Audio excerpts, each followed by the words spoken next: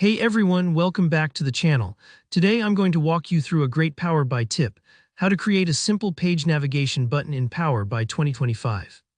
Whether you're building dashboards for teammates or presenting to clients, adding these navigation buttons can make your reports feel much more interactive and professional.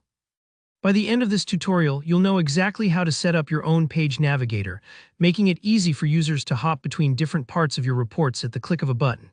So let's dive right in. First up, let's open up Power BI. If you're already familiar with the interface, that's awesome. If not, don't worry, I'll guide you step by step. Now, whenever you want to create a navigation button, you'll be working primarily with the Insert menu. Think of it like adding a new tool to your dashboard's toolbox. So at the very top ribbon, look for Insert and give that a click. Next, with Insert selected, you'll notice there are several options for different things you can add. Everything from shapes and images to special action buttons. Today we want to build a navigation button, so go ahead and find the Buttons option. When you click on Buttons, you'll see a drop-down with even more choices. We're going to focus on Navigator buttons, which are designed specifically for jumping between report pages. Scroll down to the bottom of the Buttons menu until you see Navigator. Sometimes it takes a moment to spot it, so no worries if you have to look twice. Under Navigator, click on Page Navigator. What this does is create a ready-made button for every page in your report, saving you a ton of manual setup. It's way faster, and honestly, it's such a time saver if you have more than just 2 or 3 pages. Now that you've got your navigation buttons on the canvas, let's make them look a bit more unique and visually engaging. With your new button selected, jump over to the Visuals tab on the right-hand side. Here you can customize the look and feel. Let's start by changing the shape. Find the shape options and switch it to an octagon.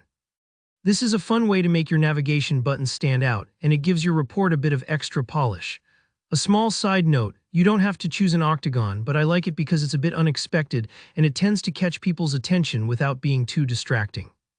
Next, go to the General Settings. Under this tab, look for the Background Color option.